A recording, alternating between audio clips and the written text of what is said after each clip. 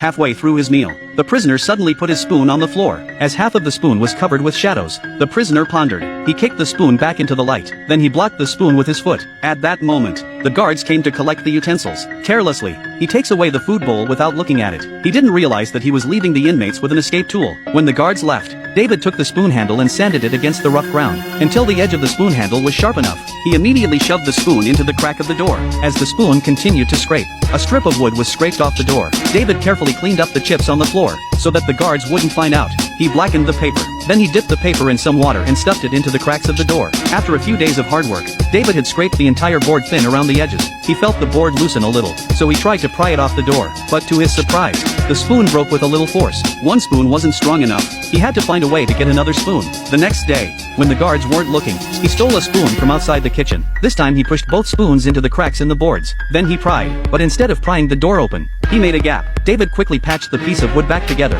He also used a pencil to blacken the joint. He couldn't let the guards find out anything before he succeeded, and David knew he hadn't scratched deep enough. As long as he kept scraping around the board, it was only a matter of time. And so it was. After a month's hard work, David finally pried open 3 wooden planks. He was just about to try to get through when he heard the guards' footsteps in the corridor. He immediately restored the boards to their original state. Luckily, the guards didn't notice. At night, he removed the boards and got out through the door. There were no guards in the building, but David didn't dare go too far. He soon returned to his cell. The next day he took the time to go downstairs to watch the guard's position. In his head, he was constantly planning the possibilities of escape and the unexpected situations he might encounter. The prisoner took advantage of the time he had to go downstairs to let off some steam to scrutinize the guard's position. His mind was constantly planning the possibilities of his escape and the contingencies he might encounter. It was nighttime again. With the experience of the previous one, David became more and more courageous. He climbed up the pipe to the skylight. He climbed out and saw that there was a roof, but to get down from such a high roof, he had to get a long enough rope, and a rope strong enough to support his weight, and that didn't bother him at all. He lifted up the bedclothes and removed the wire mesh that supported him. He pulled them out one by one, leaving only a few wires to support the sheet so the guards wouldn't suspect anything. The rest of the wires were wrapped in cloth and braided into a strong rope. Everything was in order. David was going to find a way to escape in the next few days, but what he didn't expect, his cellmate across the street couldn't stand the loneliness and got there first. The man took advantage of the release time to rush to the prison gate with a homemade rope, and he was caught right away. Although he failed, he brought David an important message, that there are 2 more walls outside. In order to escape, you have to make a hook to climb over them. But where could he find a hook in this empty cell?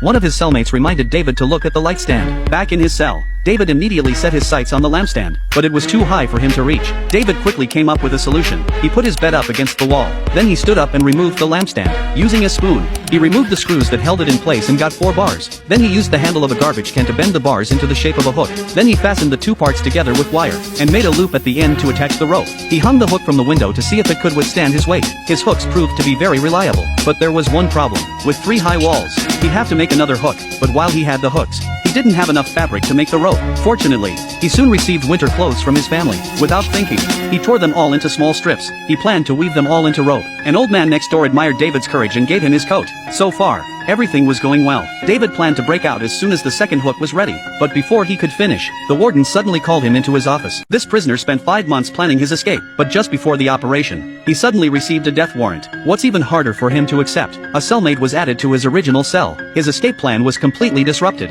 David is also very frustrated. There are only a few days left before the execution day, but he hadn't even finished making the escape rope, and now there's another man in the way. David even thought that the warden had arranged to spy on him, so he doesn't dare to reveal his escape plan. But time was running out. He was running out of options. He had to either get rid of the man or persuade him to escape with him. He tried to talk to the man to find out why he came in. After a few exchanges, David was almost certain that the man was an ordinary man, but he's still not sure he can convince him. If the man knew about the escape plan and reported it to the guards, all his months of hard work would be wasted. But looking at this simple man, David couldn't bear to do so. After hesitating for a long time, David told him his plan. What he didn't expect was that the young man would agree without hesitation. With the man's participation, they speeded up the rope-making process. Finally, before the execution, they had the rope they needed to escape. That night, the 2 men climbed out of the skylight through the pipes and onto the roof. They had 2 hooks with them. They moved along the roof without making any noise, because there were small stones under their feet. The slightest movement could kill them. They reached the edge of the roof, looking down at the only guard. David was lost in thought. He realized that the guard was moving back and forth,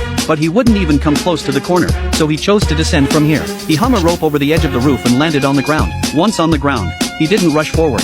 but pressed himself against the corner and listened carefully. When he heard the guard's footsteps getting closer and closer, his heart beat faster. Just as the guard turned away, David rushed out. He knocked the guard out in one fell swoop. David dared not delay and led the man across the courtyard. They reached the second high wall. David carried the man over his shoulder to the top of the wall. Then he climbed up with a rope. Beyond the wall was the outer perimeter of the prison. It was also the last line of defense. There's no guards here, but there's a guard on a bicycle. David timed it perfectly. He threw his hook over the opposite wall just as the guard was leaving. Then he double-checked that the hook was hooked. Now all they had to do was climb up the rope and they'd be free. Just then, the prison bell rang 4 times. David's time was running out. He decided to take his chances for freedom. He grabbed the rope and hung upside down and climbed across. The ropes and hooks were stronger than he thought. And so David and the man climbed over the rope one after the other. They managed to escape from the prison.